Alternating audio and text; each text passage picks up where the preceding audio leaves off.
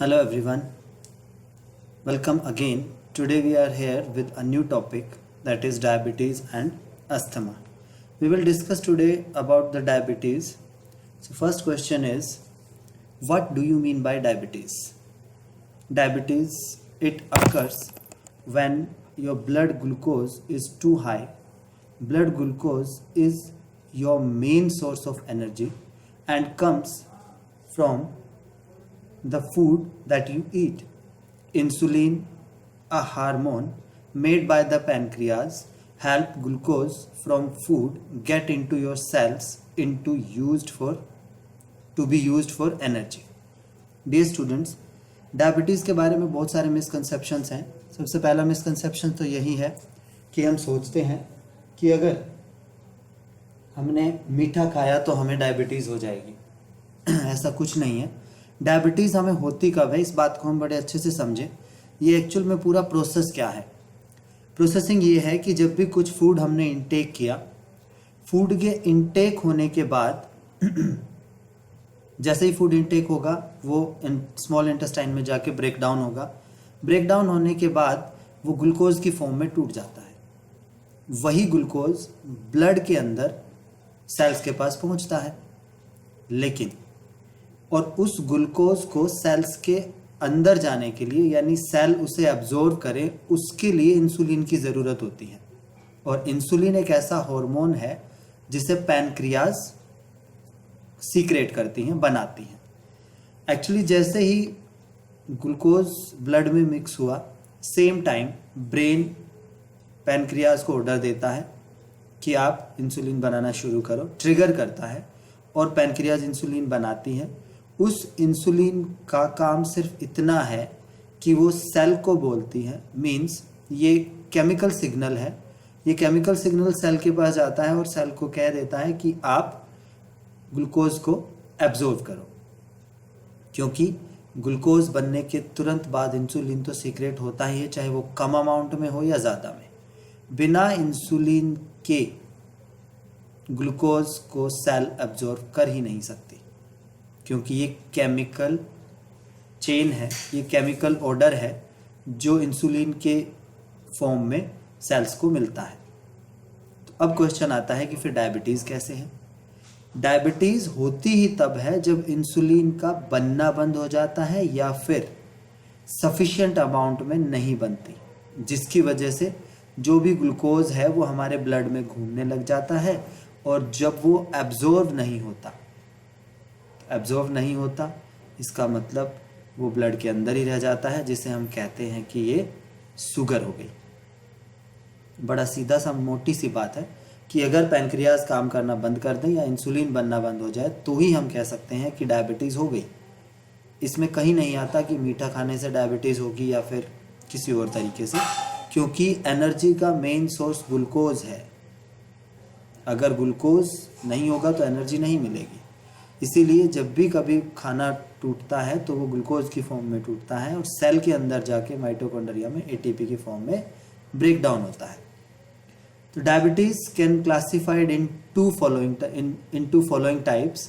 First is type 1 diabetes, second is type 2 diabetes and third is gestational diabetes. Now we are coming on the first type diabetes, that is cause of type 1 diabetes. Exact cause of type 1 diabetes is unknown.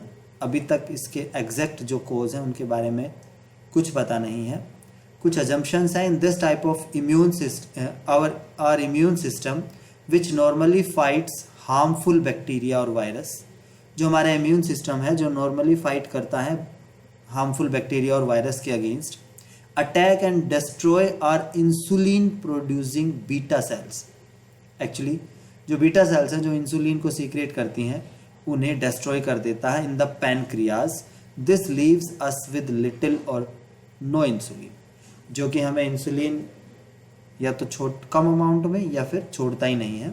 Instead of being transported into our cell, ये हमारी cell में transport होने की बजाय sugar buildup into our blood stream, ये हमारे blood के अंदर बहुत ज़्यादा शुगर बढ़ जाती है type 1 is thought to be caused, इसके बारे में सोचा गया कि by a combination of genetic susceptibility and environmental factor, इन दोनों के मिलने से बनता है, though exactly what many of those factors are is still unclear, लेकिन ये फैक्टर्स आज भी अनक्लियर है।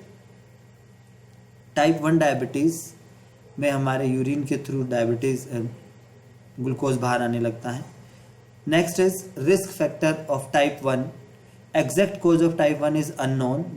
These are the factors that may signal an increased risk include family history, environmental factor and geography, etc. Next is type 2 diabetes. In type 2 diabetes, our cells become resistant to the action of insulin and pancreas is unable to make enough insulin to overcome this resistance.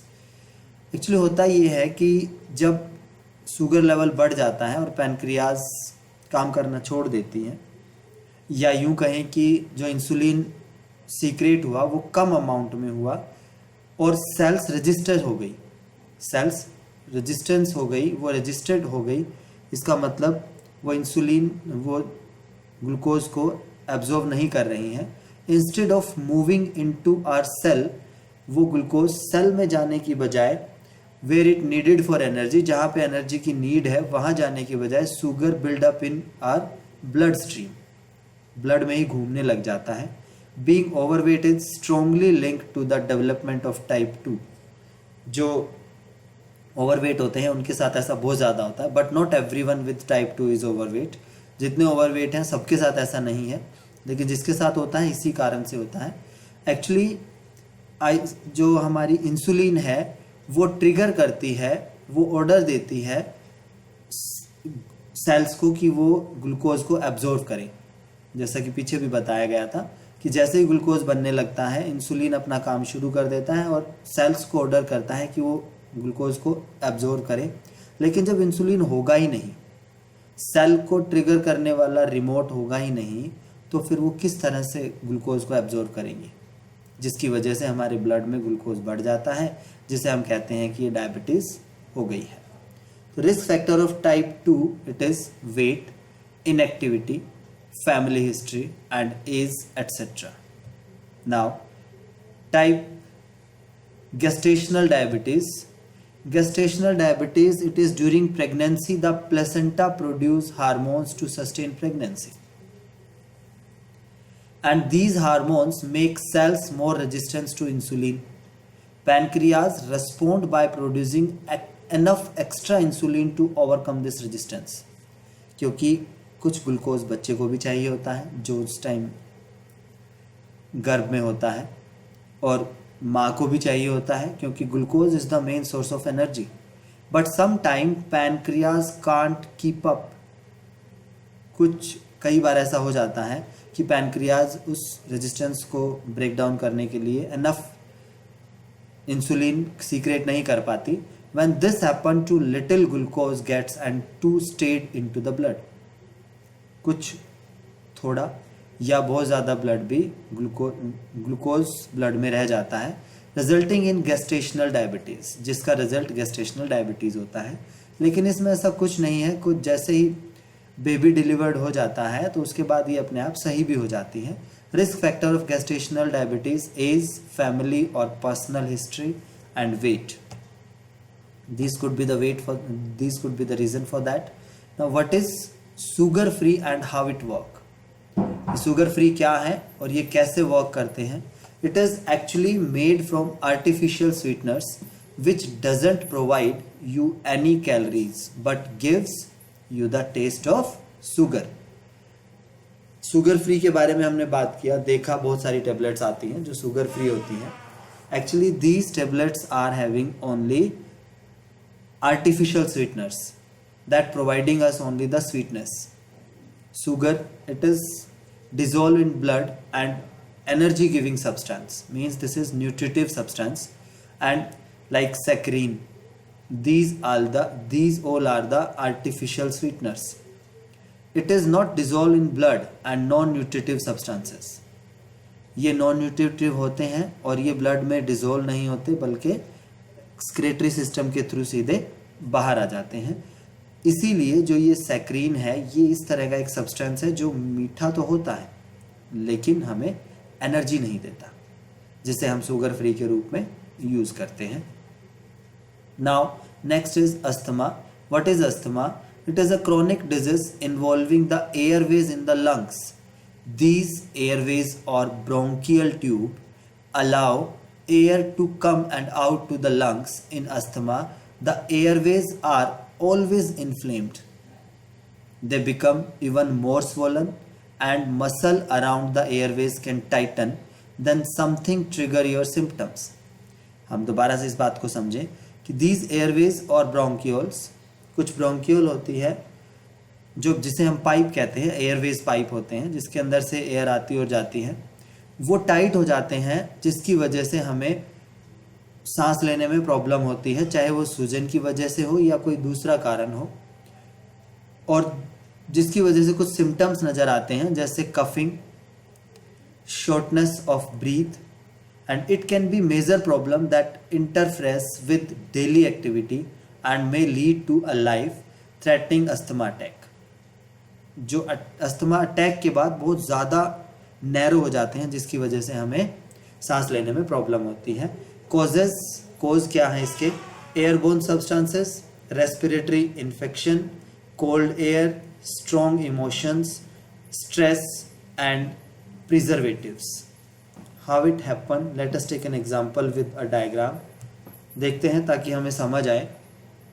This is trachea and this is primary trachea, secondary and tertiary trachea, and they have taken out this bronchiole. These all are the alveoli. Alveoli where the exchange of oxygen and carbon dioxide with the blood. This is the main point. These are the alveoli and air pockets also. So this is the example of bronchiole. This you can see. This is the pathways, this is the airways that is very loose, means air can go easily, and normal airways it is. When asthma attack is there, then these airways are decrease. Because of this decreasing, we are facing the problem to take the breath in and out. One more example we are having here. You can see here it is showing clear cut. This is the normal airways. You can see the path, it is very high and we can take the breath in and out easily. This is asthmatic airways. ये asthma की disease होने के बाद का Airways है जो बहुत ज़्यादा सिकुड़ गया है. It is not normal. So when asthma attack is there, that time this pathways is very less, means it is decrease. In this we have to face the problem taking the breath, means exhalation and inhalation. This is the problem that is because of asthma attack. Now these are the bronchodilator.